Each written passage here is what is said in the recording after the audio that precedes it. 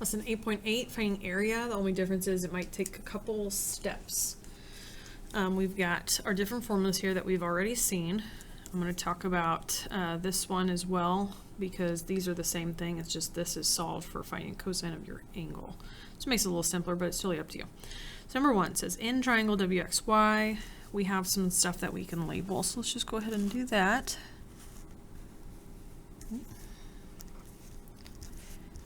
Okay, side Y is 9.9. Angle X is 54 degrees, and angle Y is 48 degrees. Find the area of the triangle. Okay, so area of a triangle, remember we're going to take 1/2 times 2 of the sides times sine of C. And so right now I only have one side of 9.9, and I can't use SOHCAHTOA because I don't have a right triangle. So I'm trying to get one other side, and I can either get, let's see, because I'm going to need, I don't want this one, because if I were to find this side, my area formula is going to be using then the two sides, and it, oh, I guess I could find it because I could get the included angle here because I know these two. So that's a possibility. I could find this side. Lots of different options here. Let's let's go ahead and find this side. I'm gonna call it X. And so I'm going to use law of sines anytime that I can.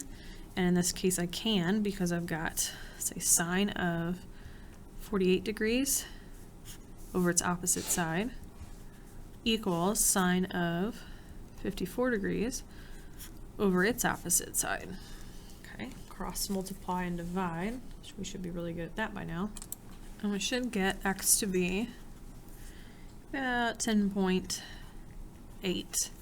But I'll probably try to leave that answer in there. Okay, so now that gives me this side. So I can do area, but because I have these two sides, I'm going to have the angle that's included here, which I could do 180 minus 54 minus 48, and that gets 78 degrees.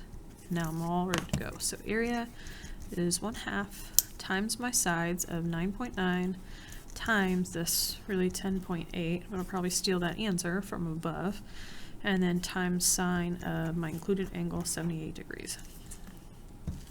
So 0.5 times 9.9 times 10.8 times, oh, I was going to steal that answer.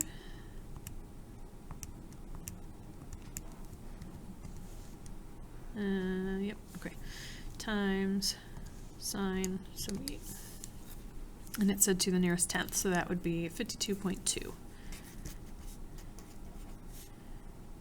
squared centimeters. So it's all about trying to figure out, like, what do you need to use each formula. All right, number 2, new triangle. NOP. Little n is 92, little o is 69, and little p is 27. Find the area of the triangle. Okay, so remember that we're going to need an angle, and there's no way to find an angle out of this. I cannot use law of sines because I would have to know one of the angles. I'm going to have to resort to law of cosines. So if you want to, you can just stick to the regular formula, or if you want, you could try using this. This one comes from really subtracting the a squared over here and then adding the 2bc cosine of a over here and then dividing by the 2bc. So you can see where it's the b squared plus c squared minus the a squared divided by 2bc. So I'm going to try that one to show you that option.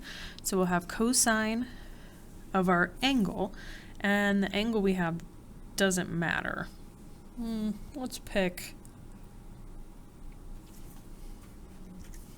I'm going to pick from across the largest side, actually. So my largest side is 92. I'm going to find this one.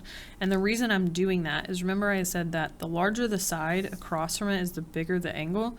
So if I have a bigger angle and I'm doing cosine, so it doesn't matter. But anytime I'm doing something with sine, I like the biggest one so that I'm not going to have room to get another possible answer. But so I've got cosine of my angle equals my sides squared. And so it's going to be 27 squared plus 69 squared minus 92 squared. So 92 has to be the one that's getting subtracted because it's across from the angle I'm trying to find, divided by 2 times 27 times 69. And then I'm going to do numerator first. I get a negative. Denominator. Get a positive. Okay, and so I know I'm going to have to inverse cosine. I'm going to go ahead and do it now. With just this fraction there.